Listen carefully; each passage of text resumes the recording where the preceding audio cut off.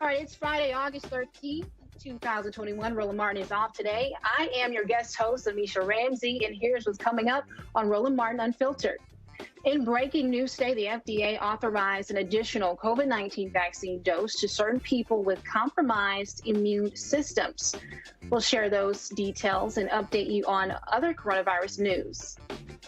And President Joe Biden is urging Congress to take steps to lower the cost of prescription drugs. Now, drug makers raised the prices of more than 500 medications during the pandemic. We'll talk to the head of Family USA about what needs to be done. And in New York, landlords had a small victory when the Supreme Court ruled that the state had gone too far in protecting tenants at the expense of landlords. Now, moderate Democratic lawmakers wrote a letter to Speaker Nancy Pelosi saying they would stop the passage of a budget resolution unless the infrastructure bill is signed into law. We'll break it down with our panel. And in Washington, D.C., the attorney and family of Kamon Johnson want police officers who punched him into the face fired. We'll get details from the attorney, Terry Daniels. And in North Carolina, lawyers representing the family of Fred Cox said they will file a civil lawsuit case in Dickinson County Sheriff's Office and the deputy that shot and killed Cox. And we'll also update you on the loud music murder in Tennessee and the ex-Georgia sheriff who was indicted for repeatedly punching a black man in the face during an arrest. Now, in the words of Roland Martin, it's time to bring the funk. So let's go. He's got it. Whatever the miss, he's on it. Whatever it is, he's got the scoop, the fact, the find. And when it breaks, he's right on time and it's rolling. Best believe he's knowing. Putting it down from sports to news to politics. With entertainment just for kicks, he's rolling. It's on go, y'all. It's Roland Martin, yeah. Rolling with Roland now.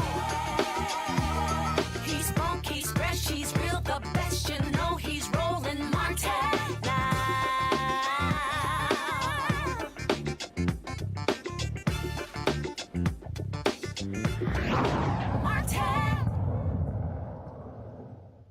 All right, so COVID cases and deaths are steadily rising.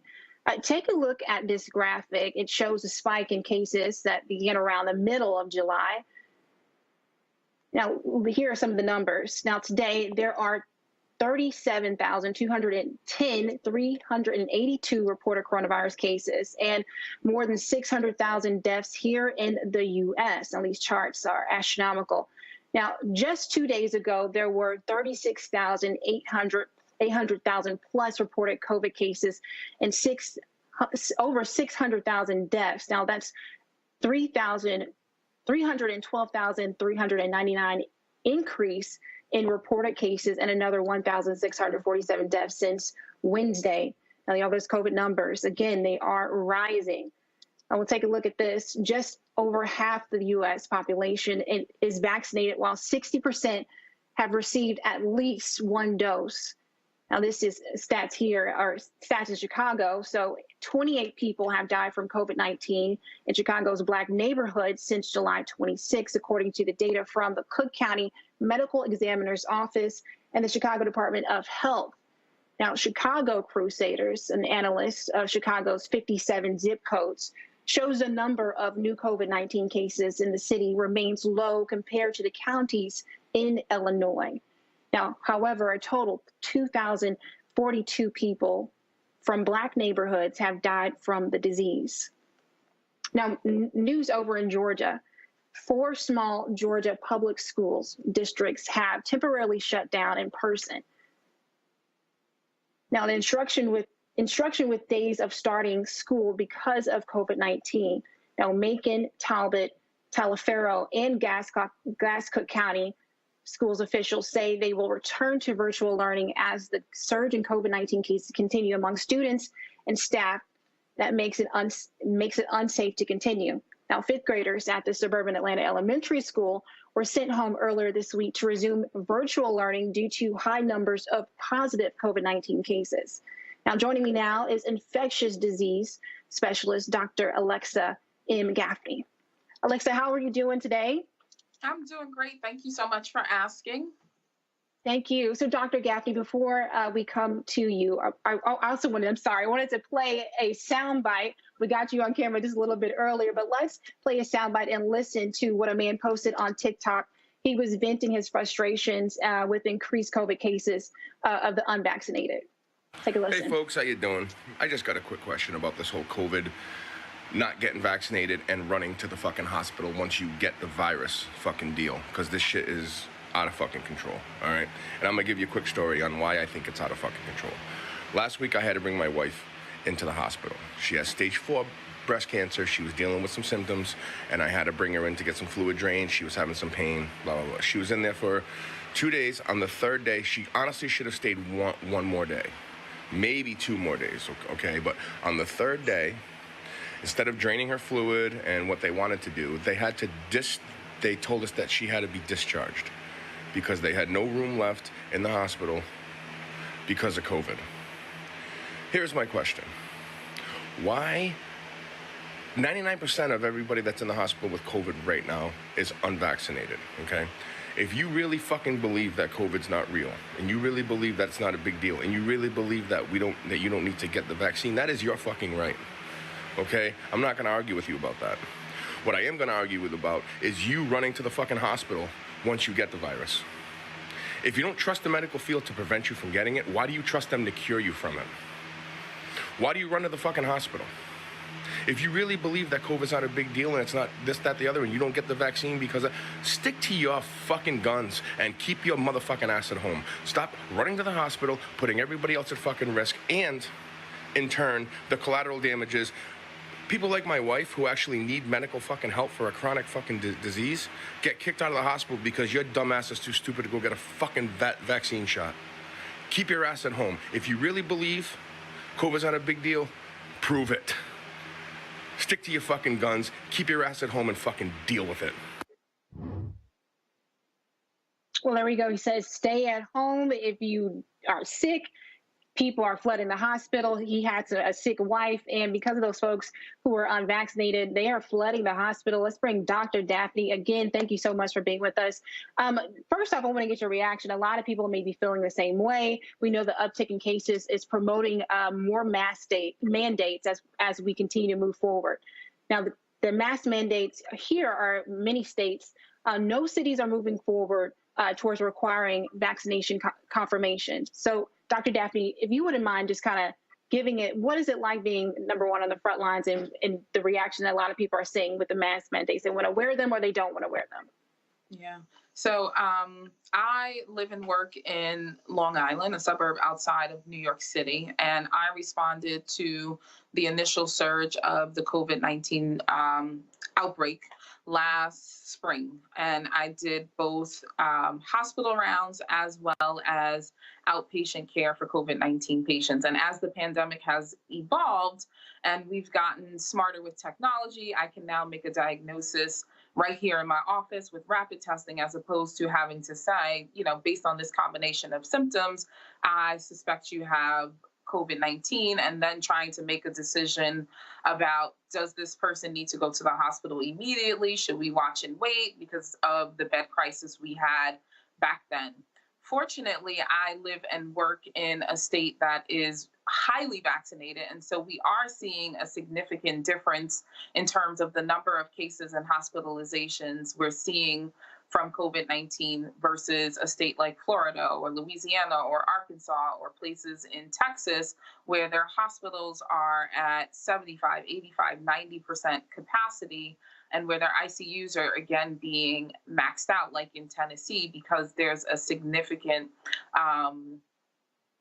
hesitation to get vaccinated. So we're in those states where less than 30% of people or less than 50% of people are fully vaccinated, they are back in the same crisis mode we were in November before we had a vaccine available, or where we were in spring of 2020 when we were really at the height of the onset of the pandemic. And I have to say, I totally feel that man's pain. I feel his pain as a breast cancer survivor myself, as someone who is close and connected to people who are immunocompromised or immunosuppressed or chronically ill and need access to their doctors and other healthcare professionals. And that we should not be in a position when we have 3 vaccine candidates available to us, where any person in this country can simply go and present themselves in any location, a hospital, a healthcare setting, a doctor's office, a pharmacy, a grocery store, Walmart, for God's sake. You can get a vaccine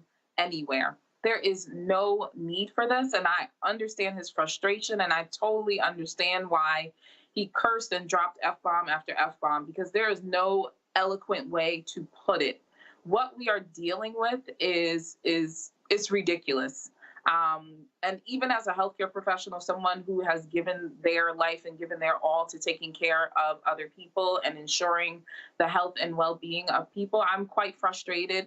And I sort of, in my own personal life, not in my stethoscope, not in my office, but Alexia feels like, if you don't wear a mask, if you don't want to get vaccinated, you want to run out and be at bars and restaurants and do high-risk things without regards to everybody else's health and well-being, you shouldn't come to a hospital expecting everybody to drop everything, push everyone else to the side, and save you. Dr. Gaffney, triple board certified infectious disease physician, understands that everybody doesn't get it. Everyone doesn't hold the same belief. And unfortunately, there are real health consequences to that. And so I gave an oath to take care of people and to meet their needs. But it is incredibly frustrating that we are where we are today. Absolutely. As he said, yeah, go ahead. Dr. Gaffney, I wanted to just ask you, because there's it's kind of a 2 sides of the coin. There are people who want to wear their mask, get vaccinated. Then there are people who don't. But then there's a gray area, and I feel that in the Black community, I know I have family members who are still just uncertain about the vaccine. And now with the Delta variant on the rampage and on the rise, they're reconsidering should they get the vaccine or not. But with a lot of misinformation, they're still they still are undecided. What could you say to people who are in that gray area, who are Black and brown, who are in those higher rates of potentially, people who are much more prone to diseases and so forth?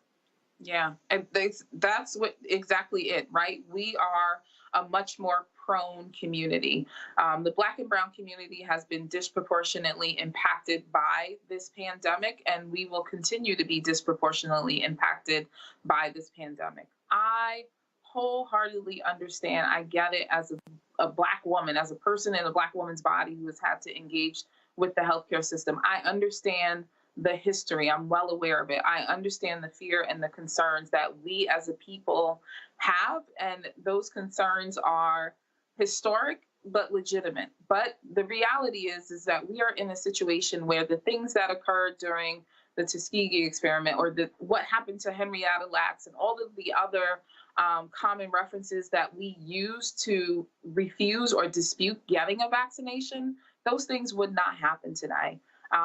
We have to stop thinking of ourselves as, guinea pigs. We have to stop thinking of the vaccination as being experimental.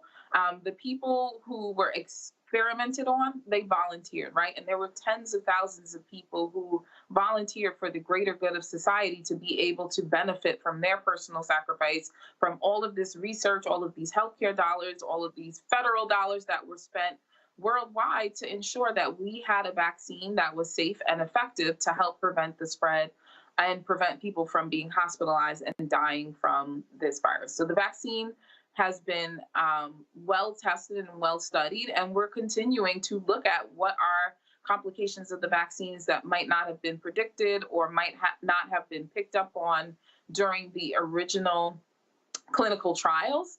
And so the fact that they are continuing to investigate, they're continuing to look, they're continuing to watch, and they're being so transparent, for me, is very reassuring. So when I'm talking to my Black and Brown and Indigenous brothers and sisters who died at rates that were much higher than our white counterparts, I say to us, like, listen, do you really trust a healthcare system that has continued to give us disparate healthcare, has continued to give us disparate outcomes? You trust that same healthcare system to save you when you get infected with COVID? Do you trust a healthcare system where in communities that are full of people that look like you and I and our brown and indigenous people, our brothers and sisters, where our hospitals tend to be grossly underfunded and understaffed and don't have access to research and experimental treatments, I don't trust going into that setting.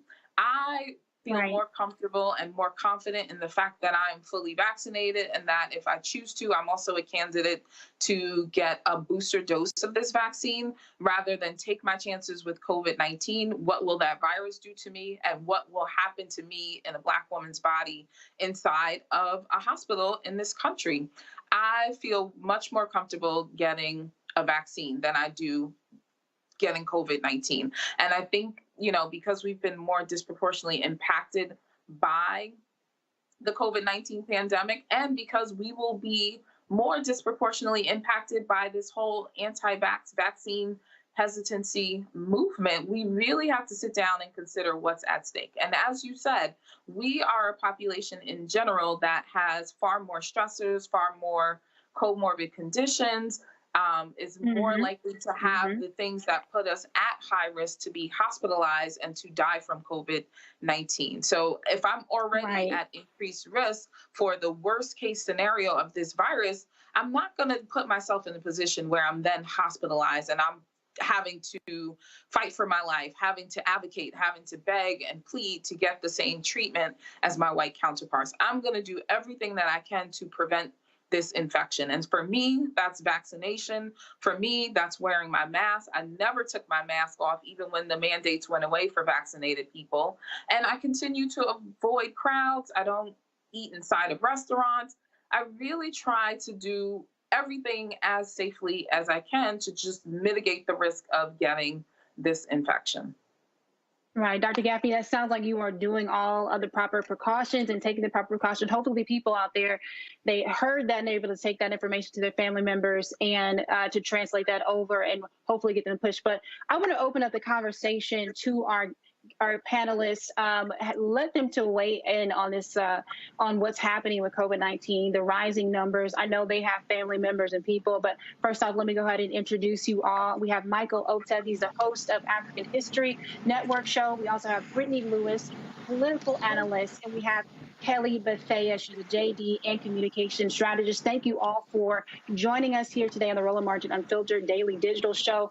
I want to start off here. I'm going to start with Kelly because you have a background working in the healthcare system, and you have your communication strategist. So what is the message to be sent out there to folks when these hospitals are seeing similar numbers and similar occupancy rates that we saw this same time last year? I mean, the message has been out there. Unfortunately, because of fake news and misinformation, it's being combated by that. But the message is clear, and that is to get the vaccine, get the damn shot. We have been in this predicament for almost 2 years now, and we have been waiting for a vaccine for months. We finally have it, and now all of a sudden people don't want to take it because of misinformation. And to me, it feels like that anecdote about how the man is drowning and he's praying to God for, somebody to save him, and all of these resources just drift on by. There's a boat that passes him by. There's a log of wood that passes him by. but he just is adamant that God is going to take care of him absent the resources that God gave him. And I'm not trying to make this a religious sentiment, but it feels like people are waiting for something else to happen in order for them to get the vaccine, when all of those things have already happened.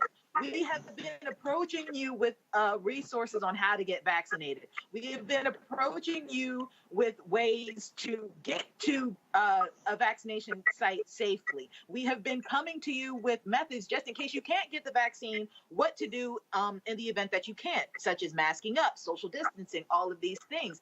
And it's like the strongest cognitive dissonance ever for people to just not associate doctors' orders with what actually needs to happen. Get the damn shot.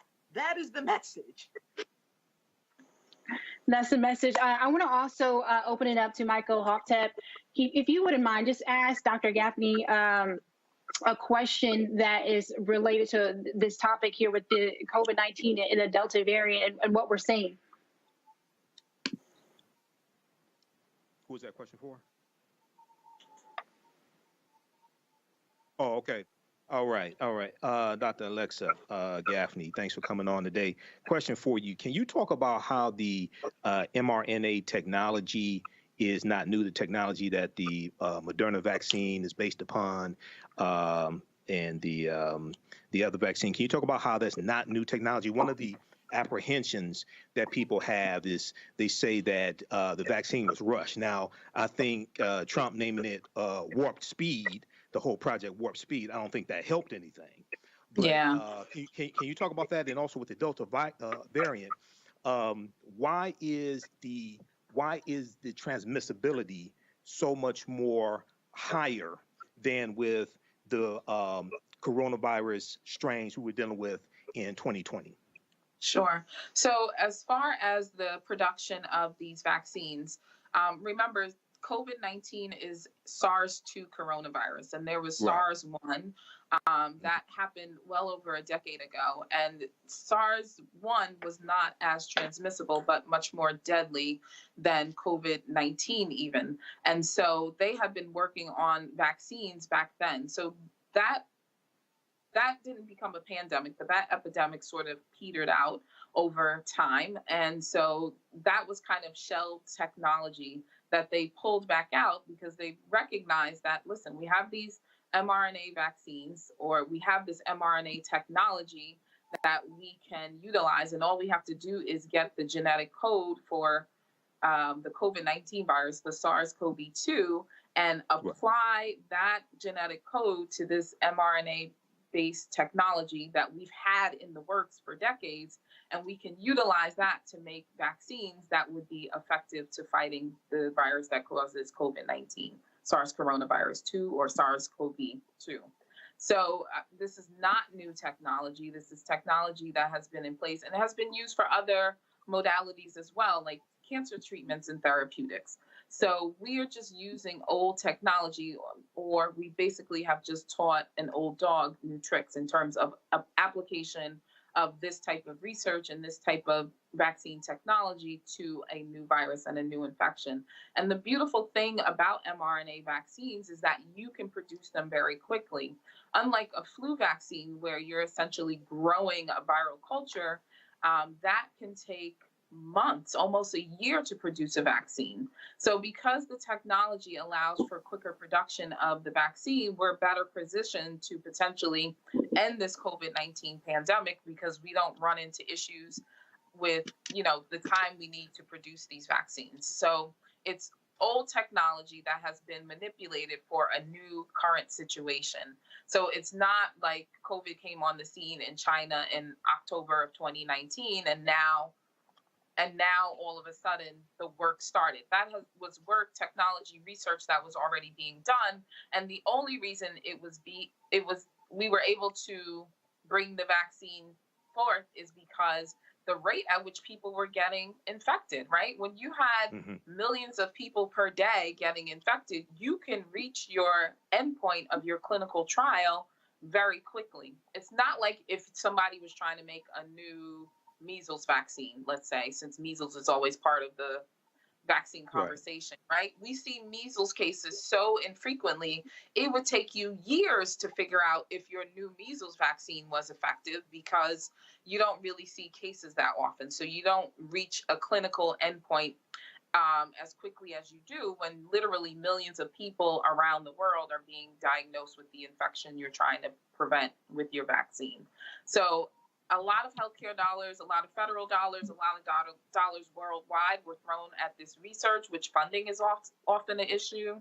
You had multiple parties involved, and people need to remember, like, not every vaccine that was researched was brought to market, right? They started with over 150 vaccine candidates. That list dwindled down to 26 or 28.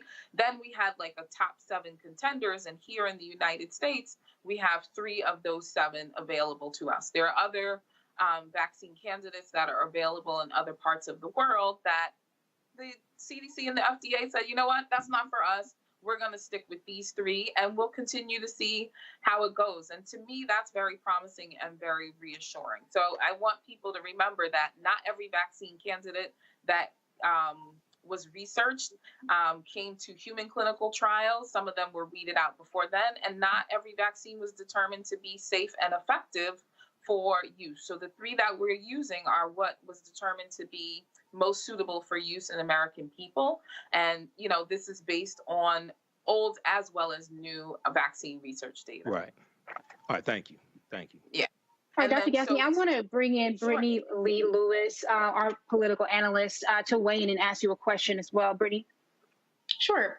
Doctor, first off, thank you so much for your work during this time. One of the things that I often hear people say is, why do I need to get the vaccine if I can still get COVID? So if you wouldn't mind just quickly talking through maybe herd immunity or why folks should still get the vaccine. Yeah. So, you know, we can put the herd to the side because we're not even close to that because American people just won't cooperate. But the reason you're getting the vaccine is, number one, for you, right? Put your oxygen mask on before you start trying to assist everybody else on the plane or before you start trying to jump in and deal with the herd. So the simplest way to put it is that the vaccine is a vaccine. It's not a dome. It's not a protective bubble. It's not a force field. The vaccine doesn't keep you in the house. The vaccine doesn't make you put your mask on. The vaccine doesn't make you avoid crowds of people. The vaccine doesn't make the people who you are exposed to wear their mask, avoid crowds, and it doesn't keep other people from getting infected, nor does it keep other people from transmitting the virus. So the vaccine is so that when you're out in the grocery store or when you're forced to go to work like me, let's say, I don't know, maybe my mask is not pressed as tightly against my face, or maybe it's a little damp and I needed to change it 5 patients ago, and here comes somebody who's not wearing their mask properly, or maybe they're sick and they're coughing, they're sneezing, and they're spewing COVID-19 virus particles all over the place, and the virus lands in my eyes, or I breathe it in, or it's on my counter and I rub it in my eye, whatever the case may be, right? We know it's highly transmissible. So my vaccine protects me if I have a personal failure, I go out, I do the wrong things, or if I have a mass failure. Even if I breathe in and acquire the virus, I may not get the syndrome of COVID-19. I may not have a symptomatic infection. And even if I do, I'm still most likely to stay out of the hospital, and I'm still more likely not to die of the virus than an unvaccinated person, So we get the vaccine so that we don't die. We get the vaccine so we don't land in the hospital. We get the vaccine so we don't end up with long COVID syndrome or COVID long haulers disease, which is really debilitating and turning out to be a significant disabling condition that we're still learning about because people are still having evolving symptoms. But we cannot sit here and say or pretend or allow people to believe that because people can breathe in this virus and ultimately test positive for it or get cold-like symptoms or flu-like symptoms, that doesn't make the vaccine a failure. If they didn't go in the hospital and if they didn't die, the vaccine did exactly what it was supposed to do. Thank you. All right. Thank you so much, Dr. Gaffney. Just really quickly, I remember I was seeing something on social, and it's really, we have to be careful because we have to know where we get our sources from. But I did see a photo, I want to ask you this, Dr. Gaffney, of a person who had COVID-19 and they were unvaccinated. They had a cloudy chest, a very cloudy chest. And then there was a person who contracted COVID-19 and their chest seemed to be much more clear. Is there some tie into all of this that's showing that you get COVID, but the symptoms are less severe? Yes. So definitely the severity of illness overall has been significantly less in vaccinated persons in comparison to unvaccinated persons. The exception to that is in immunocompromised individuals, where if someone was immunocompromised and vaccinated and had a breakthrough infection, they were more likely to be hospitalized in comparison to someone who had a normal, healthy immune system and was also vaccinated. When you talk about the unvaccinated person versus the vaccinated person, because the severity of the disease is much less in the vaccinated individual, you don't see the pneumonia, you don't see the overwhelming inflammation in the lungs, you don't see the respiratory failure, you don't see as significant of a need for oxygen therapy. So someone who's vaccinated may need oxygen via a nasal cannula or the little prongs that go in your nose, but someone who is unvaccinated is more likely to need mechanical ventilation. So like having an intubation, having a breathing tube put down, or having to be put on a BiPAP machine or some other form of mechanical ventilation. So there's huge differences in terms of, all of the outcomes, the blood clots, the strokes, the heart attacks, the abnormal heart rhythms, all other organ damage, right? We've seen liver damage, kidney damage and failure, heart failure in unvaccinated individuals with COVID-19 infection, and we are less likely to see that in vaccinated individuals. And this surge is a surge of really unvaccinated people. 97 to like 99% of most hospitalized patients right now are unvaccinated. So please don't let these misinformed, disinformation spreading people have you believe that this surge is because of a vaccine failure. It is absolutely not. Thank you so much, Dr. Alexia Gaffney. We appreciate you. Hopefully folks heard you and they get it clear. Again, this is nothing to play around with. Let's move on within the show. We want to talk about the New York evacuation moratorium. Now, a small victory for landlords in New York. You want to listen to this. Now, part of New York's eviction moratorium was lifted by a divided Supreme Court saying the state had gone too far in protecting tenants at the expense of landlords. Now, unsigned orders blocked the state's measure that made it easy for tenants to evoke eviction protections by self-certifying that they face financial hardships during the COVID-19 pandemic. Now, generally not challenged by landlords. Now, the court's order said New Yorkers' approach denying landlords as adhering to cost certification violates the court's longstanding teaching that ordinarily no man can be a judge in his own case, consistent with the due process clause of the Constitution. Now, the order does not disturb other New York provisions, allowing tenants to invoke eviction protections if they demonstrate pandemic-related hardships. Now, I'm going to open this up to the panel as well. First off, we have Michael, the host of the African American History Network, and we also have Brittany Lee Lewis, again, political analyst, and Kelly Bethea, JD, communication strategist. You guys, a lot of people, again, are facing evictions, and there's this slippery slope between the landlord. What can they do? Some people can take advantage of this system, but then there are some people who are really struggling. So what does this mean for the people who are out here? We're going to start it off with just Michael. What are your comments? Well, I think we talked about this last week here on the show, and I've dealt with this on my show as well. The eviction moratorium, when Biden and the CDC put it in place because of massive protests launched by Representative Cori Bush and Representative Ayanna Pressley and others, he knew that it was on shaky legal ground, but he said there are a handful of legal scholars that think it will pass muster and stay in place. So I think it's good that the judge, U.S. District Judge Dabney Friedrich, upheld the moratorium, and you have lawsuit filed by Alabama landlords, and it's another landlord group that's has filed a lawsuit. I think the most important thing here is this $46.5 billion in rental assistance and assistance for landlords that was in the $1.9 trillion American Rescue Plan. The majority of that money is tied up at the state level and hasn't gotten down to the tenants and hasn't gotten down to the landlords. It's for both of them. It's not just for tenants. It's for both of them to help both of them. And 50% of landlords in the country are mom and pop landlords. So it's good that this moratorium is upheld, but I think the real focus has to be on getting this assistance into the right hands for the landlords as well as the tenants. And then we have to figure out, okay, now what are you going to do on October 3rd when this moratorium expires?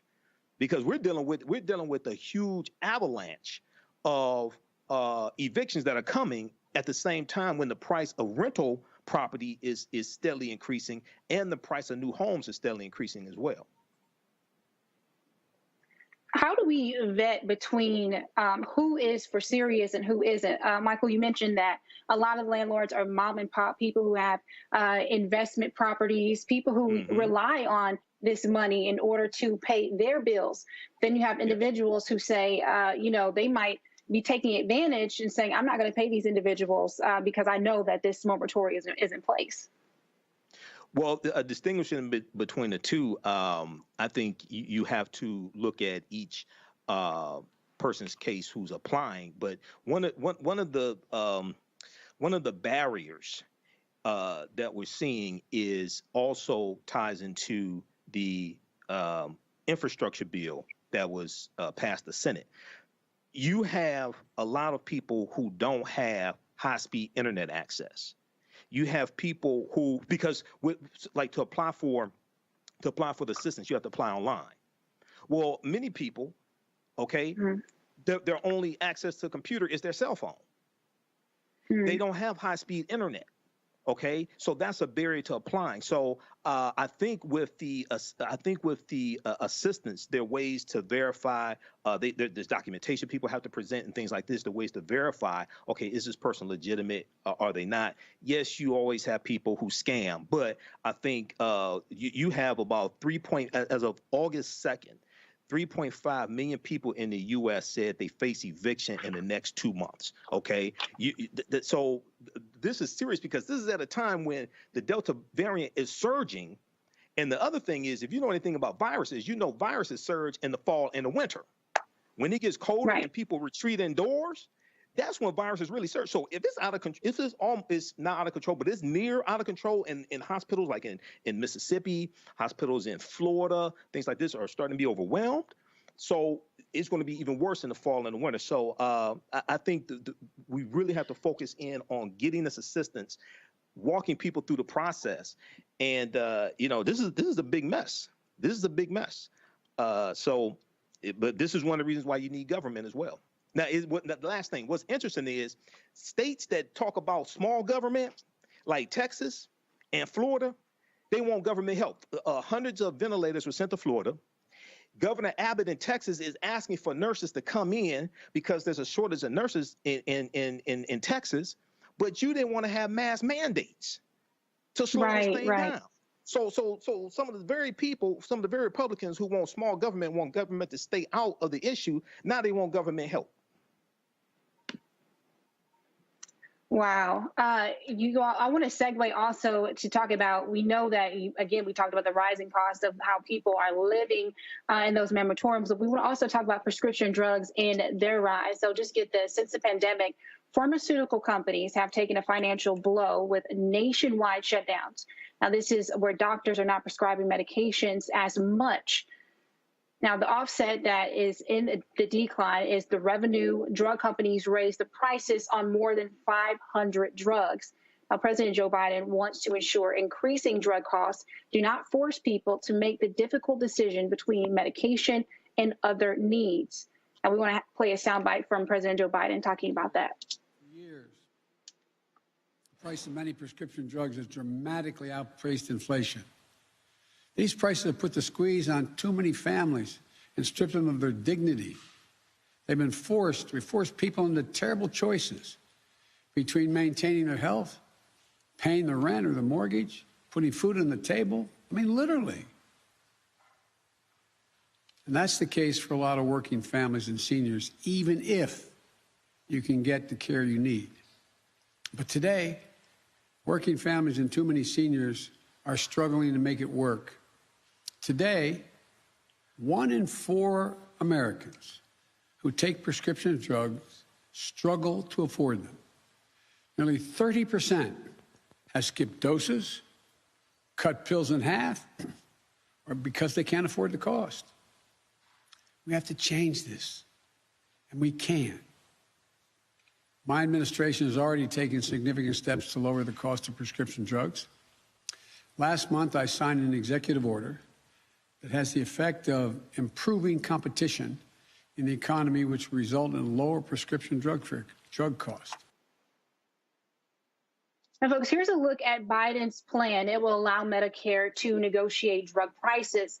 Now, Medicare negotiators will provide a framework for what constitutes a fair price for each drug.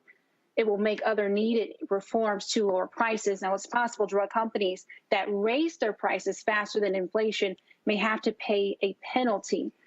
Now, it would build on existing progress and work on importing safe, lower cost prescription drugs from Canada and accelerating to the development and uptake of generic and biosimilar drugs that give patients the same clinical benefit, but at a fraction at the price. Now, Biden hopes the reform will lower premiums and copays for millions of Americans. Now, drop insulin and arthritis medication prices by hundreds of dollars, or hundreds of $1,000s, or hundreds of dollars on average, excuse me. Now, drop the price of the most expensive drugs by tens of thousands of dollars per year. Now, save cancer patients at least $9,000 a year of their out-of-pocket costs, and save Medicare beneficiaries, that would be about $200. Now, joining us live is Elliot Fisherman, the Senior Director of Health Policy Families USA. Thank you so much for joining us. Would you mind, we talked about this plan and how this would affect the everyday American. Some folks have to, are forced with choosing between buying their prescriptions and putting food on the table. It's really shocking in a country with the resources that we have that happens every day. And as you described, it's not to a small number of Americans, right? It's about 1 in 3 Americans can't fill prescriptions that they get. And that either means that they are cutting back on other necessities, or they are splitting pills. They're not filling those prescriptions at all. They are substituting them with something that they try to find on the internet. And that starts with the fact that we are the only country that does not negotiate as a country on the price of drugs. We're the only country that is paying sticker price. And drug companies, as you described, Amisha, they're taking advantage. And it gets worse every year. That those 500 drugs that prices were increased this year during the heat of a pandemic, that's the most drug price increases that we've ever had. So the problem's getting worse and worse. It's affecting more and more people. Right, Elliot. It seems like the drug prices went faster or increased faster than the rates of inflation. A lot of people, again, and especially in the Black community, I mean, they are suffering from hypertension and need medications such as insulin for diabetes. What type of position would this put folks in if they could negotiate their prices of their medication? And I read in that plan that this would also allow protection for individuals who are insured and not on Medicaid, and would allow those insurance companies to negotiate as well. That's a really important aspect of it. So it's really three major components. One is to negotiate the prices of drugs upfront when they're released. Then the second is to control price increases later on. You know, insulin's been around a long time. Insulin's been around for 100 years. Synthetic insulin has been around for almost 40 years. So if you're seeing increases on that drug, it's not because there's some new research on it, there's some new development cost, it's just pure price gouging. So controlling those inflationary increases and then making that available not just to seniors who are on Medicare, but to every American. Those are our three major components, and they're part of the Biden plan that Congress is now considering and that Congress needs to act on. Nolly, I want to ask you a question really quickly, because we mentioned how this covers, or this affects all Americans. And we've seen with President Biden and his administration how he wants to please folks on the left and also please folks on the right. Do you think that this is possibly a way to do that? It should be. I mean, this has massive, not just Democratic support from voters, but support from Republicans. 90% support. This is, you can't get 90% of Americans to support hardly anything, and yet just the problem is so blatant, right? I mean, we talked about insulin. It's just a basic drug. This is not some new, massively innovated drug, and we have people who risk their health to skip doses because they can't afford it. It's just such a glaring, unacceptable problem that it certainly is something that should unify Democrats. And really, I think the risk to Democrats is that if they don't act on this, that Republicans will campaign on it. In other words, this is such an appealing issue across the aisle that this is one issue where you could see Republicans going after Democrats for not fixing it. I want to take this time again to just bring in our panelists really quickly, but I want Brittany to comment on this as one of our political analysts, just to ask you a question, Elliot, that is related to this. Yeah, so I guess my question is really around this notion of modifying healthcare. Do you think, considering the way in which many of these companies aren't actually using their profit towards research and development, but towards buying back their own stock, inflating their worth, giving up CEO salaries and compensation, if this is really just another moment for us to look at no longer commodifying healthcare, since so many of these drugs make the difference between life and death, really? Brittany, I think it's a really important point. And certainly it is true that this is a more extreme form of pathologies that are more broadly true of our healthcare system, but it really is more extreme. Like, I do think it is possible to tackle the prescription drug issue without taking on the broader issue with how we pay for healthcare. And politically, I think that's the right move. In other words, that it was not always clear that the Biden administration was going to go after this issue. And I think they decided they found a path forward which can get through a very narrowly divided Congress to take on the prescription drug issue, which is, in prescription drugs, you have legal monopolies. Right, that's part of the way that our prescription drug system works. So it's just these companies have us over a barrel, and they gouge in a way that the rest of our healthcare system is bad, but this is worse. Mm-hmm. Absolutely.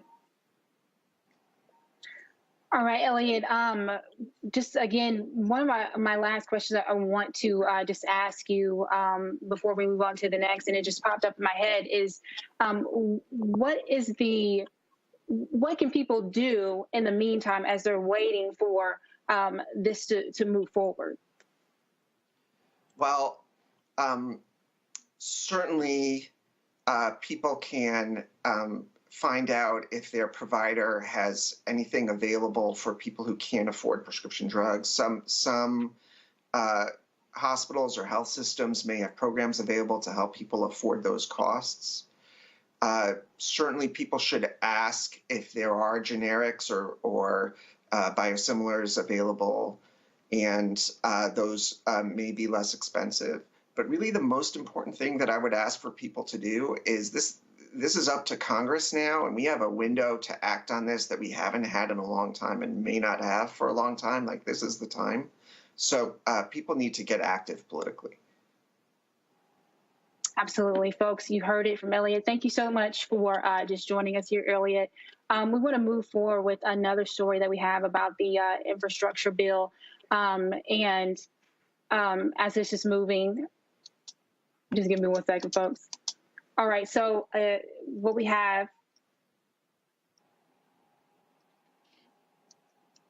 is the, give me a second.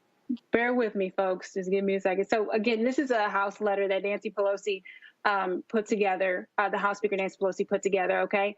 All right, so we're gonna run to that full screen. Here it is on your screen. Now, some have suggested that we hold off on considering the Senate infrastructure bill for months. Now, until the reconciliation process is completed with disagreement with the livelihoods of hardworking American families at stake, we simply can't afford months of unnecessary delays and risks squandering this once in a century bipartisan infrastructure package. Now it's time to get shovels in the ground and people to work. Now we will not consider voting for a budget resolution until the Bipartisan Infrastructure Investment and Jobs Act passes the House and is signed into law. Now, the infrastructure bill that funds the construction of roads and bridges across America was approved by the Senate earlier this week with a cross-party support. And we'll open this discussion up for our panelists. We have again, so Michael Imhotep, we have who's the host of African History Network show, Brittany Lee Lewis, the political analyst, and Kelly Bethea, JD Communications strategist. So let's talk about this infrastructure bill and what does this mean for Americans, guys?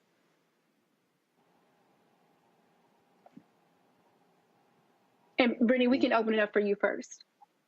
Yeah, sure. So, I think there's a lot at stake here, and I don't blame a lot of the camp, the progressives specifically, who are really concerned about getting the reconciliation package passed. I mean, you're talking about $135 billion for the Committee on Agriculture, Nutrition, and Forestry, right? Which talks about, needing to address forest fires, reduce carbon emissions, drought. $198 billion for Energy and National Resources Committee, largely related to clean energy development. $332 billion coming from that plan for the Banking Committee, including dealing with public housing, which we know is a major issue right now. So, I think that this is just as important, if not more important, at this time, considering the fact that we're literally watching the world burn. So, I think this is really important. And again, I think kind of the moderate Dems as well as the Republicans kind of like fake outrage related to adding more money to the national debt is really disingenuous when we think about the billionaires and corporations who are constantly getting a payout, and that the GOP really doesn't care about the national debt. We've added $7 trillion, the GOP and the moderate Dems, in my opinion, we've added $7 trillion to the national debt under the previous president, which is most of the debt now requiring a higher debt ceiling. So it's really interesting to see how this plays out, in the coming days. And Speaker Pelosi can only afford to lose 3 Democrats in order to pass anything. And Kelly, we want to open it up for you as well. Sure. It just feels like moderate Dems don't think that we can walk and chew gum at the same time. If one bill is not ready, that doesn't mean that you stop everything until that one bill is ready. At this juncture, everything is important. Everything. There is no one area of policy that is not in crisis, between infrastructure, climate change, healthcare, race relations. Pick one. It would be quite archaic and selfish to stall one bill because another one is likely going to be stalled as well. Granted, definitely needs to be something happening as far as these bills go, meaning there needs to be progression there. But if one isn't progressing as quickly, there's another one on the table that needs attention as well. And they all feed into each other. So again, it doesn't seem to me like the Democrats are on one accord ever. It always feels like the Republicans have like one message, they stick to it, and anything that anybody has an issue with is handled in-house and it doesn't necessarily come out. As for the Democrats, it's like all our dirty laundry is always out there and we look dysfunctional, and we can't afford to be dysfunctional. We can't afford to look dysfunctional. Something needs to happen. So just get on the ball is what I would say. This is not good as a party, but it's certainly not good for the country either. Right. And Michael Imhotep, we know infrastructure, again, we have a lot of places we mentioned earlier, like Mississippi, Alabama, the crumbling infrastructure in a lot of our southern states. But in addition to that, we have a pandemic that's going on top of that as well. For areas like that need this immediately, what does this mean for folks who are needing their roads and bridges to be repaired? Well, Nancy Pelosi already said she made a commitment to the progressive Democrats that she would hold the $1.2 trillion infrastructure bill until the $3.5 trillion bill passed through the reconciliation process. This was a commitment she made to the progressives. So that was known up front. What you have here is you have 9 moderate Democrats. Many of them are in swing states, or they're focused on re-election. That's what this really is about. They're focused on re-election and trying to go ahead and get this pushed through so they can run on that, as opposed to waiting for the 3.5 trillion. And this was a commitment she made to the progressive Democrats. Now, it's important to understand the Democratic Party, and I'm neither Democrat nor Republican, but the Democratic Party is a big tent party. It's more diverse in thought than the Republican Party, than the GOP. You do have different factions, but it's less factions. You have like the traditional Democrats, like a Mitch McConnell or Liz Cheney, and then you have the crazy QAnon wing of the party, like Marjorie Taylor Greene and Sugar Daddy Matt Gaetz and Jim Jordan, things like this. It used to be the Tea Party. Now it used to be the Tea Party that rose in 2010, which was a separate faction of the Republican Party. Now they've rebranded themselves as the Freedom Party. So you have different factions in the Republican Party, but there's more diversity. There's more diversity of thought. There's more people. There are more non-white people in the Democratic Party. The Republican Party is largely white old men. That's who it largely is, white old men. You got some white women, but it's largely white old men. And the other thing is the Republican Party is shrinking. It's shrinking because people are leaving them, and it's shrinking because white people are dying also. They have in June 2018, the Census Bureau put out a report saying that white people had a negative birth rate in 26 states out of 50. And then we just saw the census report that was released Thursday, the initial information. This is the first time since 1790 that the white population has declined. So you're dealing with those differences there. But they're running for re-election. She's going to stick to the promise that she made to the progressive wing of the Democratic Party. All right, folks, we want to run to a quick commercial break, but just continue to watch Roland Martin Unfiltered Daily Digital Show. We'll be right back. White supremacy ain't just about hurting black folk. Right. We got to deal with it. It's injustice. It's wrong. I do feel like in this generation, we've got to do more around being intentional in resolving conflict. You and I have always agreed. Yeah. But we agree on the big piece. Yeah. Our conflict is not about destruction. Conflict's going to happen.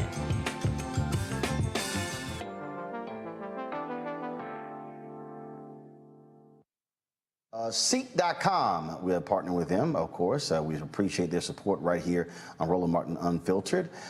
Check out a couple of their products that you can take advantage of. Bon Jovi, and you're watching us on Ceek. What's going on? This Quavo Huncho. Right now, you in the Huncho's world. Please let the music play.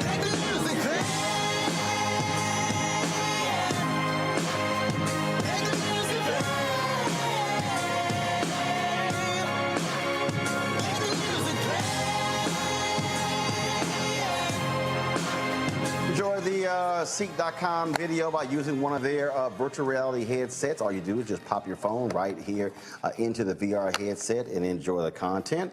You can also take advantage of their 360-degree headphones. These headphones here come in a couple of colors, black and gold, but then also all gold. And so you can check these out. If you want to use our promo code to get a discount, it's RMVIP21, RMVIP21. Then, of course, a portion of the proceeds comes back to Roland Martin Unfiltered, which allows for us to fund the show. And so this is a black-owned company, and we certainly believe in supporting black-owned companies. Mary Spio is the founder. And so, again, go to Ceek.com and use the promo code RMVIP21. Floyd's death hopefully put another nail in the coffin of racism. You talk about awakening America. It led to a historic summer of protest. I hope our younger generation don't ever forget that nonviolence is soul force. Right.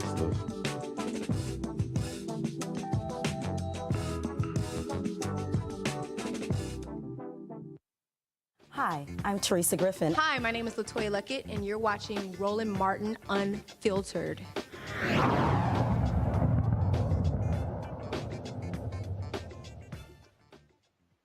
All right, in D.C., the U.S. Attorney's Office dropped all charges against a black man who was punched repeatedly by a Washington, D.C. police officer as he was being arrested. Now, this was on August the 3rd. Kimon Johnson was arrested and charged with carrying an illegal firearm. Now, this is video of that arrest. You can see those officers just surrounded by Johnson and laying him against that fence there. Now, bystanders filmed this arrest. Now, the footage of the ordeal shared all across social media and shows the officer striking Johnson in the face repeatedly while a man pinned him against that fence that you see right there. Now, again, joining me now to discuss this case is Johnson's attorney, Harry Daniels, and we also have local counsel, Brianna Lewis. You all, thank you guys so much for joining us today here on the Roland Martin Unfiltered show. I do want to say that, again, we've seen these videos time and time again, and there's a lot of, it can be quite traumatic to see what's happening. You all had a press conference earlier today. Can you tell me a little bit about what has been going on with Mr. Johnson and what he has to say about the incident we've all seen and have been shared on social media? All right, thank you. And thank you for having us. The lead-in video didn't show the actual punching. He was struck 12 times by a Metro police officer in Southeast on Sunday, August the 8th. Currently, Mr. Johnson has suffered multiple fractures in his face. He's scheduled for a surgical consultation. He's in bad shape. He's actually spent last night at the hospital dealing with headaches and pain. We had a press conference today to speak out on his behalf. Unfortunately, he wasn't available to be there due to his current condition. We will commend the D.C. Police Department, the chief, and the mayor, who stepped up to the plate and acknowledged that this was wrong. Mr. Johnson was struck multiple times. He wasn't combative by any means, and the officer struck him about 9 times once he was pushed up against a fence. This is completely unacceptable. We're here in the District of Columbia, where it's supposed to be the symbol of democracy here, where the Constitution of the United States, the actual document lays. And then we have Metro officers that's absolutely, completely disregarding Mr. Johnson's rights, Constitution, civil rights. So we are poised, ready to fight for accountability and justice. And let me be very clear: we want those officers terminated and prosecuted. Make no mistake about it: terminated and prosecuted. Because if it was you or I, we would be up under the jail right now. Absolutely, Attorney Daniels. So I saw the video. I saw Mr. Johnson, what happened, and also a picture of his face. His eye was swollen. A lot has happened to him. Again, as I mentioned before, it was a traumatic incident. One of the questions I want to ask, just in this situation, and we see time and time again, innocent bystanders were the folks who had this camera, had their phones out and was recording this altercation or this instance. What about the body cameras? I know that was there any video of the officers who had body cameras in this instance of showing what happened?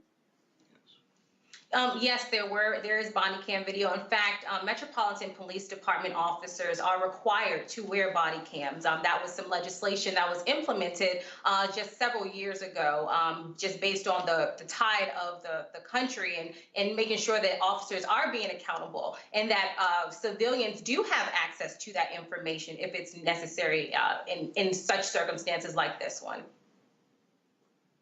And again, Brianna, you are a local council member? Yes, my name is Deanna Maria Lewis, and I'm local counsel with the district legal. Thank you. And I wanted to ask, one of the questions here is that we talk a lot about police reform and things happening, and that happens on the local level. What can people do as far as getting engaged on this local level to stop things like that from happening? I remember watching the police chief saying that this is not how we teach our officers to apprehend or arrest someone. This is over taking one gun off the street, but it resulted in a man getting brutally battered, and it could have potentially been, at some point, it could have been deadly. First and foremost, I would like to commend Chief Conte of the Metropolitan Police Department. He's actually just recently assumed office over the last, I think, 4 to 6 months or so. And so what we do know that accountability and leadership starts with the top. And I think that here, under these circumstances, Chief Conte was very swift to speak out. Mayor Bowser, Mayor of the District of Columbia, was also swift to support and stand by Chief Conte's statements. And so in terms of what local residents can do is speak out, continue recording, because the reality is this case has become such a big case because we had local civilians actually recording the actions of officers that they knew wasn't just not right. And without that footage, I mean, despite the fact that police officers wear body cams, we don't know where that footage would be, just to be honest. I mean, so the fact that, and we've seen this in a number of local cases, recent and local cases around the country, I should say, where it really was the body cam footage, not just the body cam footage, but the body cam footage and the recording footage taken by local civilians, local residents who literally just saw something and stopped and was like, this is just not right. And they recorded to make sure that the story was not lost. And in this case, that's exactly what happened. We have the story. We see what happened as it unfolded, and that is significantly paramount. And Chief Conte, he actually stated in his presser that the local concerned citizens who knew him sent him the video, the cell phone footage. So his own officers didn't provide video of the body counts, but for those people that took cameras out and recorded, this probably never came to light. And just to add a pin to that point, that's also a very important point because we need to have officers who are members of this community. We have Chief Conte, who is a native Washingtonian. I am a native Washingtonian. I live east of the river, right, just not very far from where this incident occurred with Mr. Johnson. So it's important that we have our residents engaged, but it's important that our leaders listen to our residents as well. And the fact that our residents had access to Chief Conte and were able to actually reach out to him to say, listen, this is not right. That really helped, I think, take a turn with this event. I also want to just open it up to our panelists really quickly who get an opportunity to talk to Attorney Daniels and Councilwoman Lewis really quickly. You all, let's weigh in and just ask these folks some questions about what's happening with the video that we see and what's moving forward with this situation. Who do you want to go first? I'll let Michael have the stage really quickly. Okay. All right, attorneys. Hey, attorneys, thanks for coming on. This is Michael Imhotep of the African History Network show. I was reading about this case, and I understand it was an effort to get the guns off the street, and I was reading the statements from the police union as well. So if you could, because I saw he was charged with possession of unregistered firearm, carrying a pistol without a license, unlawful possession of ammunition, all that. So, but the case was dismissed by U.S. Attorney's Office, and Johnson does not need to appear in court. So, can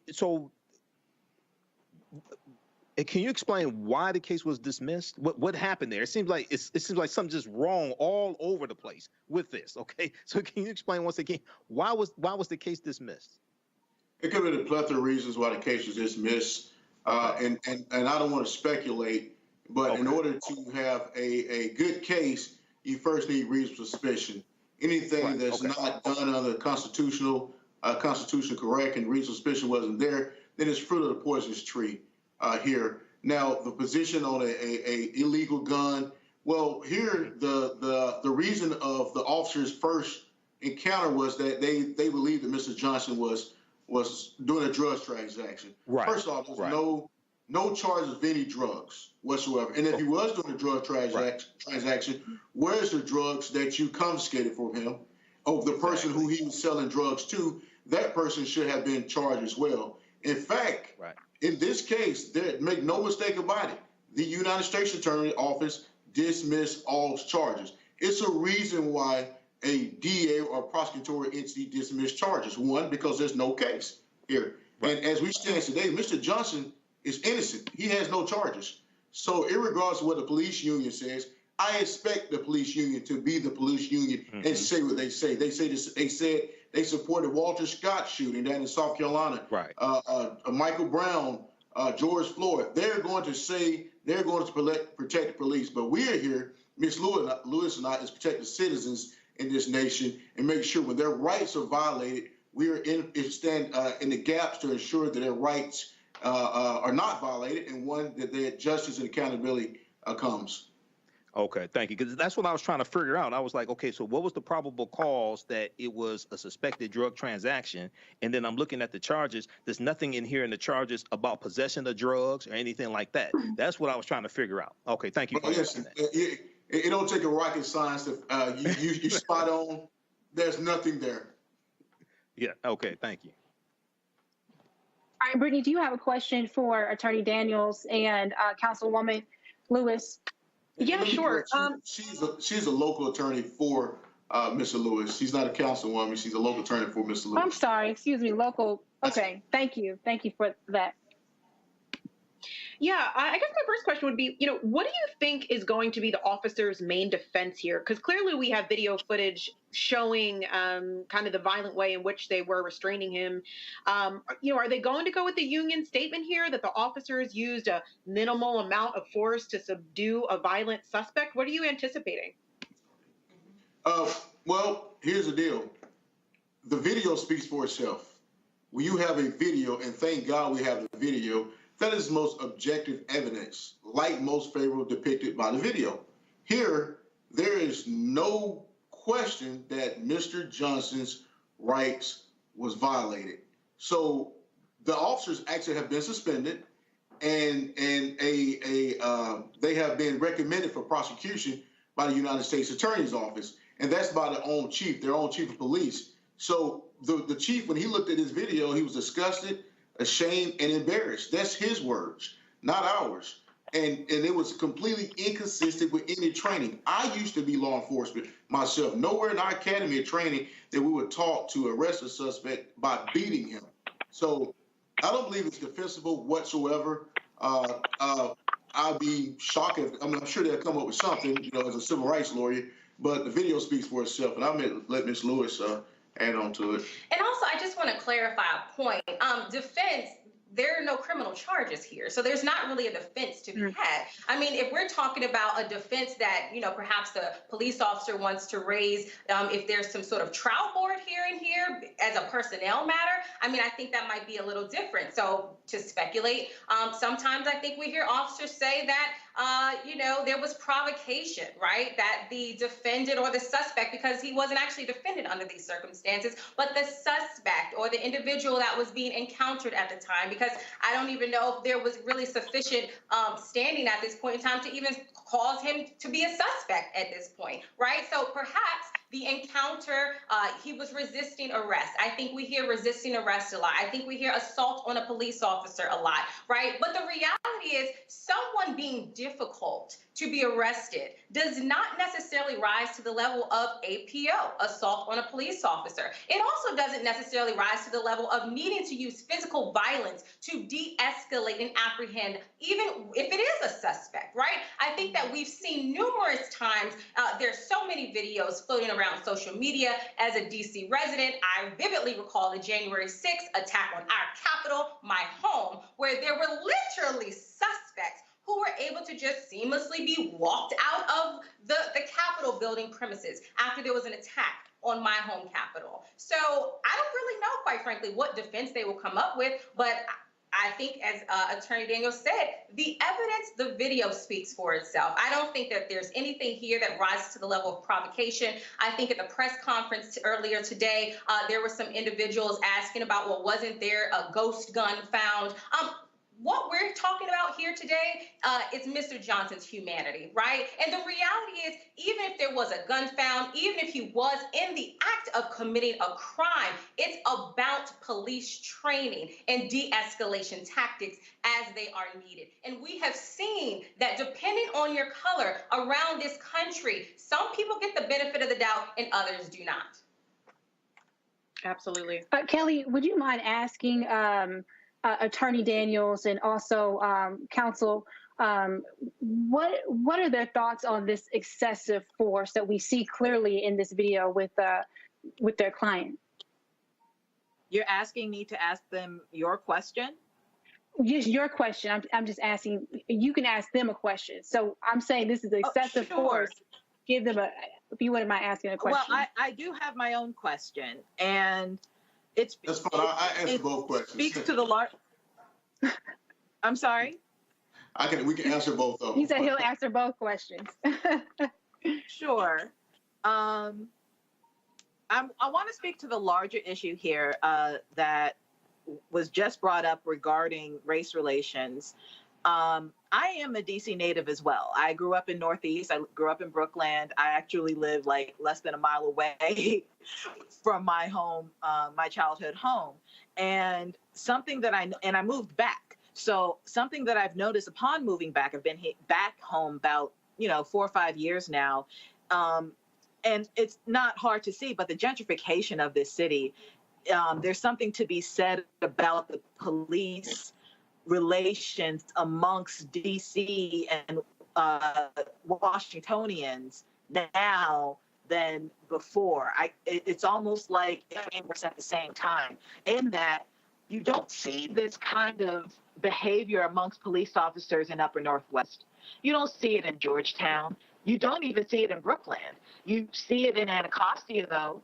You see it in Congress Heights. You see it in Shaw. You see it in 8th Street Northeast and Benning Road.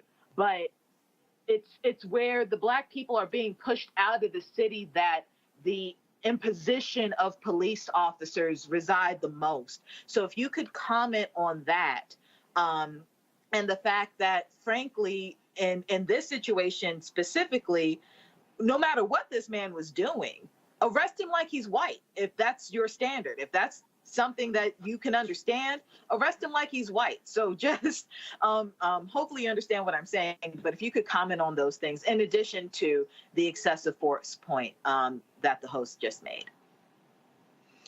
So I think the unfortunate reality is that race and economics often parallel. In those neighborhoods, one of which I actually live in, that you named, oftentimes the community, there is a lot more diversity in some of these communities. And I think that people who do not live in these communities would know or understand. But the reality is that there's a perception that these communities don't have that economic diversity. Exactly. Mr. Johnson is actually a college graduate of Savannah State. You know, this is a gentleman who has furthered his education, you know, and who's looking to pursue a career with his accounting degree. And the reality is, based on the perception of what you look like, where you are at a particular time of day, the reality is, and I know you know this well, I went to public schools in DC. I'm a DCPS public school product. And the reality is some of my friends like to hang out on the corners, right? It doesn't necessarily mean that there's any illegal, illicit, or criminal activity going on, right? It's just right. It's a cultural thing. It's a cultural thing. It's absolutely a cultural thing. And that's what gets me, not to cut you off, but just the fact that these officers are not culturally competent within the communities that they are supposed to be serving, that goes a long way regarding these interactions. If they knew the culture of the city, if they knew the culture of Anacostia, if they knew the culture of Congress Heights, if they knew the culture of Shaw and H Street and all of these wonderful just cultural moments in this city, cultural spaces that are dwindling because of said gentrification.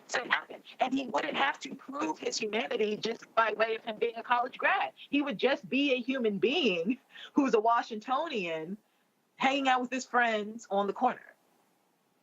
Absolutely. And I think to the point of gentrification, that's another reason why community policing is so important. The police officers who live in communities need to know the individuals who are from or who live in those communities, irrespective of what their socioeconomic or educational class is. We should not have to qualify Mr. Johnson's humanity by saying that he's a college student, by saying that he has an accounting degree. You know, it should just be sufficient that he in and of itself exists as a person. Because the reality is, if he was hanging out with some friends who may or may not necessarily look like those that he was hanging out with on that day. In Georgetown, for example, the approach may not have been the same. The inquiry may not have been the same. It may not have even happened whatsoever. We see, if we go to Georgetown, if we go to the Palisades, if we go to various places around Kennedy Street Northwest and various higher income wards in the district, that people like to hang out. It's not necessarily a race thing that people hang out on corners or hang out in front of streets. You know, there are literally individuals who are DC transplants who purchase properties and have garden parties in front of their homes or in their backyard. It's hot. And they're not being approached and encountered in a hostile and aggressive manner just by simply existing and having a good time. And not to kind of dispel anything that happened right after the encounter, because we do want to acknowledge that, you know, we are by no means trying to further or support the fact that there are ghost guns that exist in the District of Columbia. I think with the crime rate rising in the way that it is, we all can sit here and agree and acknowledge that that is an important public safety issue and an important public safety concern. But that's not what we're talking about here today, for the fact that there were no charges, right? And even as I already said earlier, if there were charges, we are talking about the way in which Mr. Johnson was handled. And if he looked differently, if he was a white man, I mean, just to put it very blanketly, I highly doubt he would have been approached in that way, especially if he was standing there with a group of white males as well, socializing and fellowshipping on that afternoon. Couldn't agree more.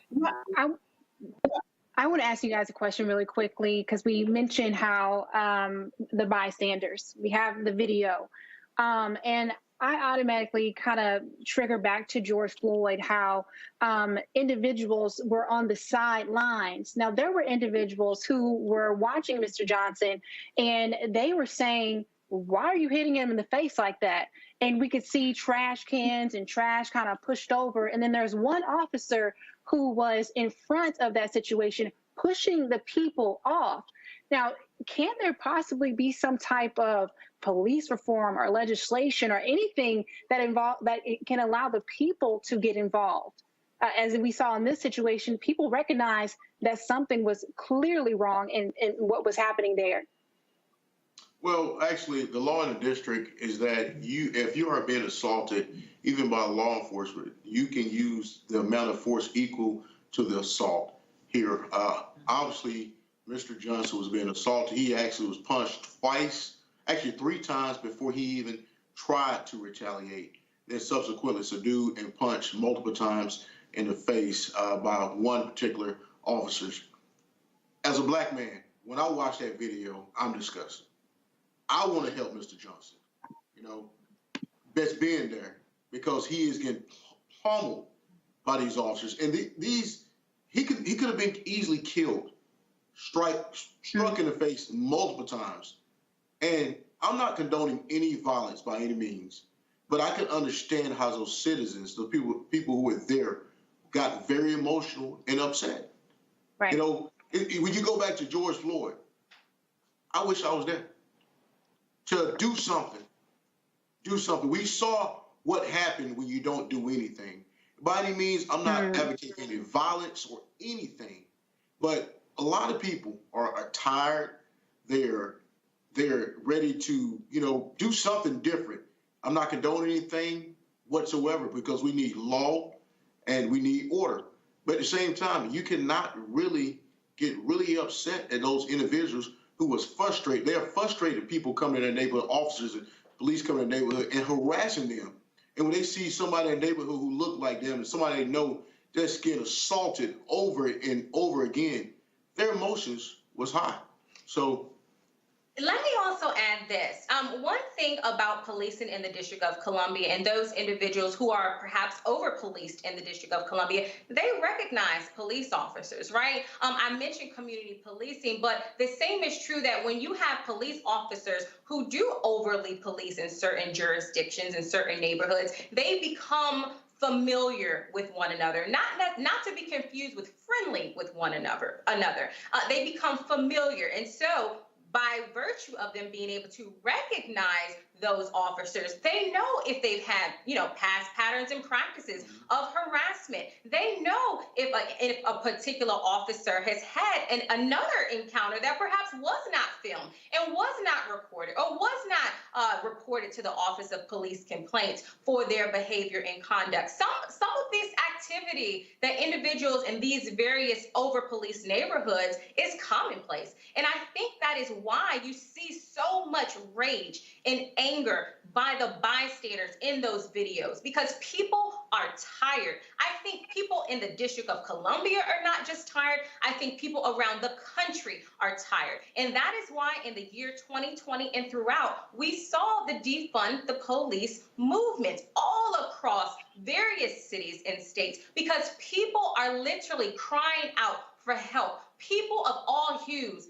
colors, backgrounds, ethnicities, they are trying to figure out, why can't we all just be treated equitably? And for that, it's not just Black people who are angry.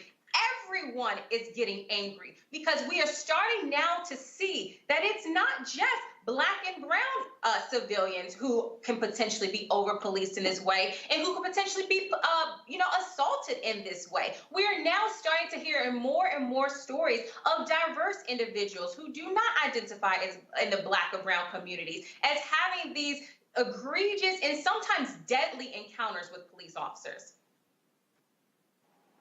Brittany, would you mind asking Attorney Daniels and Ms. Lewis a question? Yeah, so I mean, my question really is, what next steps can we take? We, as the Black community and the brown community, we've been dealing with police brutality since the formation of policing, right? Which was essentially to police us as commodity. We've gone through reforms, we've protested, we've added body cams. It certainly hasn't done anything really to change the realities in terms of, like, we are still run the risk every time we step outside of our house of being assaulted. So what more can we do?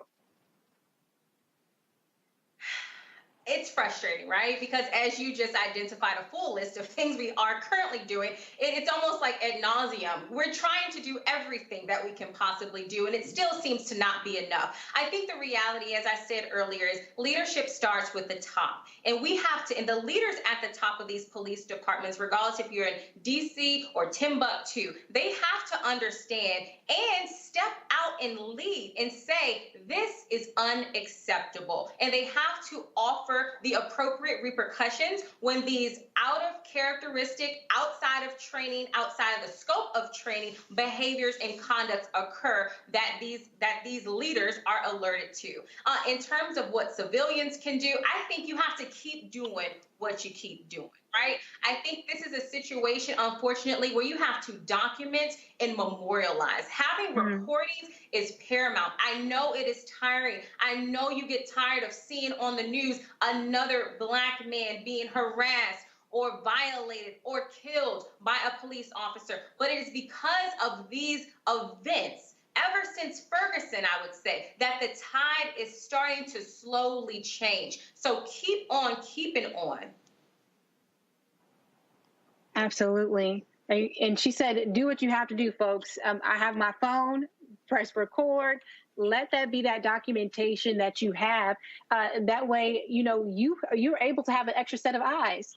Because as we know, sometimes the stories don't always add up from what law enforcement relay back to the affidavit that we read, but we can all see it for our eyes that what happened to Mr. Johnson was, again, very excessive.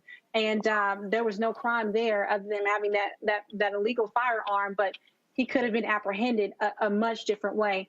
I just want to thank our attorney Daniels for joining us. Ms. Lewis, thank you so much. Do you guys have any closing statements that you want to just share with our audience about what happened to Mr. Johnson? Because this can happen to anyone.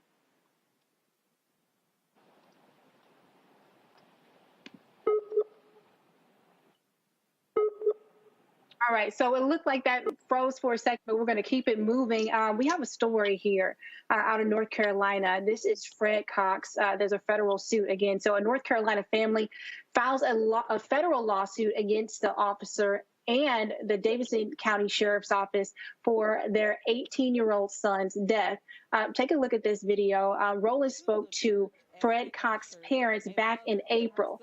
Last November, Cox was shot and killed by a deputy, Michael Shane Hill, at a funeral service. My baby's body laid inside the church. Jr. Now, shots rang out after the funeral. Now, police say Hill shot Cox with a handgun at the time he was shot 4 times. Now, Cox's family says that's not true. They claim Hill shot the teen as he was holding a door for a mother and her 12-year-old son who were searching for cover. Now, Deputy Hill was at the service to contact potential witnesses in the killing of Thompson.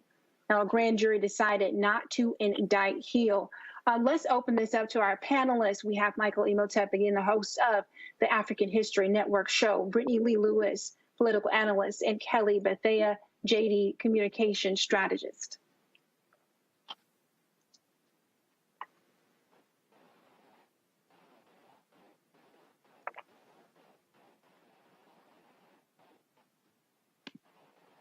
Who would you like to go? Brittany, let's talk about just Mr. Cox's case. I mean, he's an 18-year-old who was shot and killed at this funeral.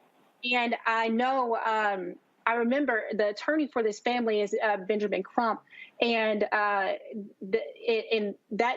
he was saying that, or excuse me, I'm sorry about that. I'm sorry, Brittany. Let's open it up to you for a second and just talk about this situation. Yeah, sure. I mean, per usual, it's unfortunate.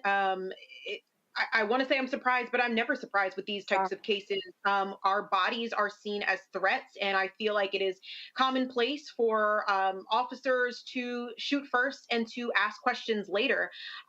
There's so many unanswered questions here. One of the things that I wish would really happen, and I do think would make a difference, is if we start holding these people, these police officers, who are murdering members in our community directly responsible for the payouts that have to happen.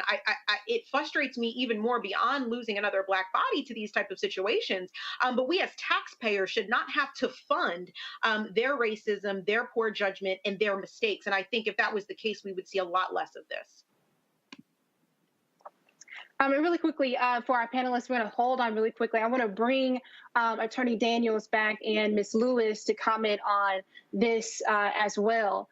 You mentioned that police have a relationship with individuals who are in these communities. And when we say relationships, we use that term that is not necessarily a cordial relationship, but they're familiar. Now, this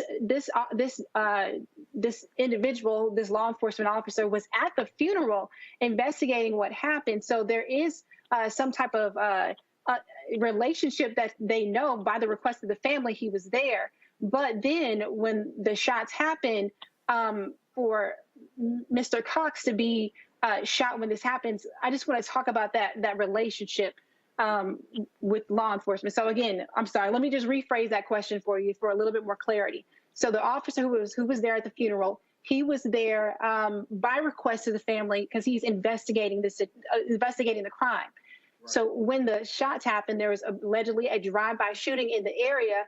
That's when all pandemonium broke out. And it seems as if the officer had a difficulty deciding what was an immediate threat and what wasn't, and when Mr. Cox was being approached. Right. I'm actually very familiar with that case. I actually met Fred Cox's mother she actually came and supported the Andrew Brown family in Elizabeth City, North Carolina, where Ben Crump and I are co-counsel on that case. And I actually talked to Ben yesterday about Fred Cox's case, and I read the complaints. So I'm very familiar with the facts in the case. And obviously, the investigator was there. One thing that the investigators at the funeral the whole entire time, after the repast service, Mr. Cox was actually outside, inside his car in air conditioner, and on the other side of the church, it was some type of drive-by gunfire. Mr. Cox actually tried to get a mother and her child in the church, in the backside of the church, while Mr. Cox was had his open door, had his arm up in the air, not in the air, but over, holding the door open. The mom and the child went under his arm. The investigators opened fire. There's no weapon found, no gun. He actually shot Mr. Cox, I think 4 times, once in the neck, shoulder, hip, and actually shot the child as well. No justification whatsoever. He just started shooting anybody who came in the church. And he actually knew Mr. Cox was there. So he had familiarity with Mr. Cox being at the funeral. Mr. Cox, at no time, he actually was there. He was a volunteer pallbearer for the deceased for the funeral. So the officer already knew that Mr. Cox was not a threat, but he just started shooting. And that's that type of relationship where they're not familiar with the community. You know, this guy been at the funeral the whole time. You just opened fire and Mr. Cox ended up deceased. So I'm very familiar with the case. I met his family, great family. Ben and I talked about this case yesterday. So that's another case where in North Carolina where complete disregard, and let's be blunt, let's be honest. Black guys are out there shooting. The first black guy you see, you're going to shoot him. That's what happened. Right. And with this situation, I was reading this story, and we mentioned affidavits. Sometimes that doesn't always line up with what actually happens. But the mother of that child also has a legal representation and said there's no way that Cox could have had a gun while he was opening up that door. And they have to say this for themselves to prove he's innocent. And he no longer can speak for himself because, unfortunately, he's passed away now. But if I'm not mistaken, I believe I read the report that the FBI State Bureau investigation in North Carolina concluded that Mr. Cox did not have a gun. So he did not have a gun. And I believe the officer involved in this situation, what could that have been? It was a request of the family for him to be there. But at the same time, when all pandemonium breaks loose and you see the first black man that you see that's when there's a frenzy. There seems to be a fear when it comes to being in communities with Black folks. Well, as myself, former law enforcement, and doing these type of cases, use of excessive force and wrongful death cases, I stated I'm one of the attorneys in the Andrew Brown case.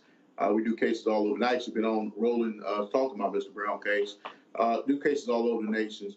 When you look at these cases, you're talking about reasonableness, objective reasonableness at the time and in the officer's eyes and what he saw. Well, there's no reason for an officer that's open fire on somebody just opening the door. We are trained to assess the situation and see before the decision is made. Just because the door was opening doesn't mean that an assailant who was outside shooting was coming in the church. And it was no reasonableness whatsoever. Like I said, Mr. Cox, he was a hero.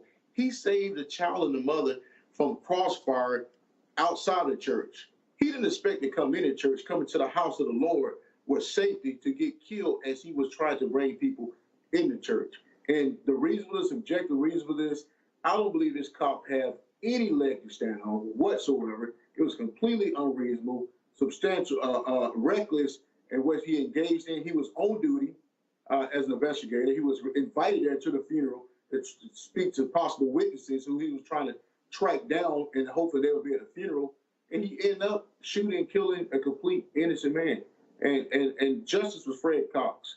I know Ben and the other attorneys on it, they're going to work very hard to get justice for his family. The district attorney, he presented the case to a grand jury. Unfortunately, it came back with a no bill, but at least the grand jury attempted to try to get an indictment. To say a lot of other DAs don't even bring it to the grand jury. So it's a long way, a long road to go, but they're going to get justice for Mr. Cox and his family. All right, I want our panelists to weigh in on this as well. Michael, we'll just start with you because I know you got some good questions to ask Attorney Daniels and also Ms. Lewis.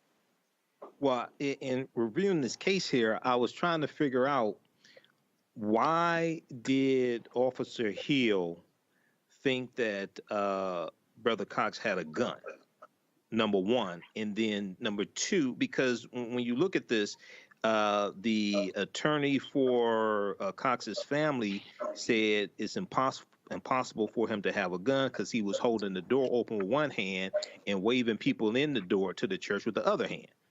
So what made the officer think he had a gun? I mean, he didn't have 3 arms. So what made him think he had a gun? And then you said there was no gun found. I'm not reading anything. There was a gun found on him, anything like this. So why wasn't the officer charged? I mean, I know the grand jury. You said no true bill, but wait a second. You just killed somebody who was innocent, and you said you thought they had a gun, and they didn't have a gun. It's not like they had a cell phone in their hand and it looked like a gun. Right. I'm missing something here. So I think this is kind of a two-part issue and a two-part question, right? I think first and foremost, I think historically we have seen that Black people, just by virtue of the color of their skin, are not giving the benefit of the doubt. And that, for whatever reason, there is more fear against darker skin than lighter skin. I think that's just what we see, and that's called implicit bias. And so you ask, why was it essentially this fear-mongering? And it's because of the color of his skin. I think that just for whatever reason, Black people just seem to be more scary to certain people and certain populations. And unfortunately, there's an implicit bias that permeates some law enforcement departments that recognizes unconsciously that implicit bias, but they do not at the time of action understand how to unpack it. And therefore, they result in egregious conduct. So to the second part of your question is, why was there no bill returned? And perhaps that's because at the time, based on the evidence that was presented to the grand jury, it was found that the officer's impression or state of mind at the time that he took the action, there was no intent, there was no legal mens rea to rise to the level that would create a crime, a criminal crime to be charged against the officer. And so really you have to understand what occurs at the grand jury. And at the grand jury level, it's a one-sided presentation of evidence. And the reality is officers, they do live and they live through and they have a very dangerous job. And you have to almost, there's a level, I think, of sympathy that some grand jurors have to police officers and law enforcement in general, just by virtue of the fact that they are in a very dangerous profession. And some grand juries are a little hesitant and reluctant to make and bring charges against or find charges against a law enforcement officer if at the time, despite the implicit bias here, right, and despite the fact that it seemed to be a motivation of racial animus, but at the time you have to think, was the intent to kill? And that seems that the grand jury did not find that. Okay, thank you. I want to give Kelly and then Brittany an opportunity to talk. Kelly, would you mind just asking a question to our experts? Sure. With both of these cases, the parallel being, the commonalities rather being, both basically minding their business and living their lives before it was rudely interrupted by a covertly racist white cop or implicitly biased cop, whether they were white or not is irrelevant. What do you, for either of these cases, if you know, what are the next steps for these families as far as reconciliation beyond just civil suits and possible criminal charges being brought? Like, is there, I always wondered outside of the moms, like Trayvon Martin's mother and the other group of mothers who basically have their own support. Is there something, a group, a program, an initiative that we could possibly know about to help the families of the fallen? Because it'll be a collective effort for all of us to heal, especially the families that it is most impacted by. Well, to answer that question, I know that Miss Sabrina Fulton, Trayvon Martin's mother, has an organization when mothers of men or children have been lost to police violence or unwrongfully taken. I don't know the exact name of the organization. Listeners probably can Google that and found out. That is a fraternity or a group that you do not want to be a part of by any stretch of imaginations. Right. With these cases, as a civil attorney, I'm not a prosecutor. I'm a civil prosecutor. But one thing that I pride myself on is going through what we call discovery, uncovering evidence, and giving that information over to the Department of Justice, United States Attorney's Office, District Attorney, as such, and bring accountability not just to the person who's accused, but those who are in charge of prosecuting. And one thing I can tell the listeners that if your local elected official do not exercise their oath or duty bound, then you can get rid of them, vote them out. And you should, because one thing I would tell you is that you never know when it's going to come knocking on your door. A lot of people are hey, it's out of sight, out of mind. This what happened to Mr. Johnson. This stuff that happened in Southeast Anaconda, it happened all the time. But it can happen in Northwest. It can happen in Georgetown. It can happen anywhere. As you can see across this nation, we represent people all over the United States. And the first thing, a lot of times, where clients that we retain our services, I thought this could never happen to me. I thought this could never happen to me. It can happen to anybody. And redress, one thing, we go into court and yeah, they seek monetary damages, especially in this situation. Mr. Cox his mom would never see him get married or have a child. Those things are very painful, hurtful. And no matter money, I guarantee you, and I met Fred Cox's mother, you cannot give her every dollar in the world. She want her son back. Obviously, that we cannot do that, but at least we can try to bring some comfort. So one less thing she would have to worry about. It's not about ambulance chasing. It's not about money. But in this society, as a civil attorney, that's the only thing that we can bring to her. But at the same time, we can bring accountability. We can bring awareness, educate people to get involved in the community activists, to get involved in voting, to be a part of the community that they live in, so you don't have to be the next Fred Cox. You don't have to be the next Johnson, the next Andrew Brown, and the list goes, George Floyd, the list goes on and on. And Reverend Sharpton said something very profound. One of the hardest things for him to do, one of the most difficult things that he's have to do in his profession as being a reverend and a preacher, is give a eulogy for a Negro who had an opportunity to do something and did nothing. That is very profound and very true. It's a saying: see something, say something, do something. Say something, absolutely. Thank you so much, Attorney Daniels and Ms. Lewis. I know we said I wanted Brittany to ask a question, but we're about 2 minutes out. But I wanted to just thank you all for being on the show, and thank you for being advocates, social justice leaders, and representing these families again who are grieving. And it takes a strong individual in order to be that support system for individuals who are going through. Right now, I want to bring our panelists back up and just to say a thank you to them as well for coming on to the show and weighing in and asking some really great questions. We have Michael Imhotep. He is the host of the African History Network show. Michael, thank you so much. Brittany Lee Lewis, political analyst.